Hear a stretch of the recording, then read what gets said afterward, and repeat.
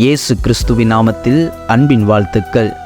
இயேசுவின் வருகைக்கு ஆயத்தமா என்கிற கேள்விக்கு இந்த காணொளியில் சொல்லப்படும் 2 சம்பவங்கள் உங்களை கிறிஸ்துவின் வருகைக்கு ஆயத்தப்படுத்தும் என்பதை நாங்கள் விசுவாசிக்கிறோம். 2 பேர் மாரத்தான் என்னும் ஓட்ட பந்தயத்தில் பங்கெடுப்பதற்காக பெயரை கொடுத்திருந்தனர். ஒருவர் தினந்தோறும் மைல் கணக்கில் ஓடி பயிற்சி எடுத்து கொண்டிருந்தார், உடற்பயிற்சியும் மேற்கொண்டார். மற்றவர் சாதாரணமாக தூங்குவதை விட இன்னும் 2 மணி நேரம் சேர்த்து தூங்க ஆரம்பித்தார். ஒரு உடற்பயிற்சியோ ஓட்டம் ஓடியோ பழகவோ இல்லை. மாரத்தான் ஓடும் நாள் வந்தது. 26.2 மைல் தூரம் ஓட வேண்டும். யார் ஜெயித்திருப்பார்கள் என்று நினைக்கிறீர்கள்? நிச்சயமாக பயிற்சி எடுத்தவர்தான்.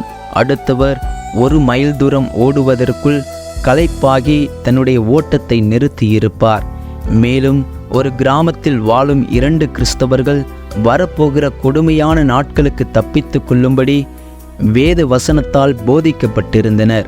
அதை உண்மையாக எடுத்துக்கொண்டு ஒருவர் ஜெபித்து கர்த்தரோடு தான் கொண்டிருந்த உறவில் ஐக்கியத்தில் நிலைத்திருந்து தினமும் வேதம் வாசித்து தன்னால் இயன்ற வேத வார்த்தைகளை மனப்பாடம் செய்து கர்த்தருக்குள் தன்னுடைய ஆவியில் ஒருமனப்பட்டிருந்தார்.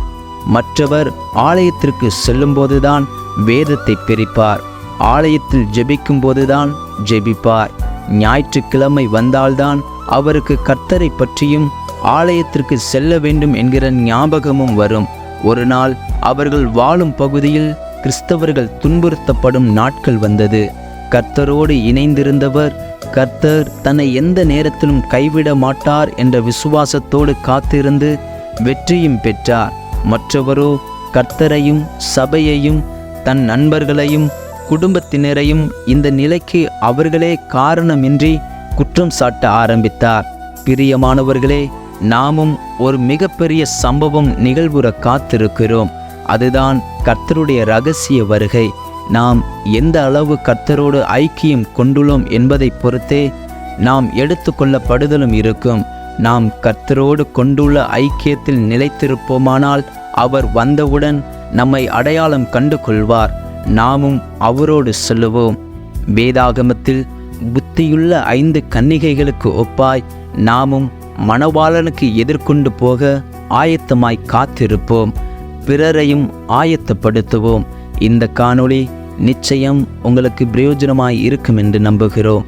இந்த காணொளியை கேட்ட உங்களையும் உங்கள் குடும்பத்தையும் கர்த்தர் ஆசீர்வதிப்பாராக. ஆமேன்.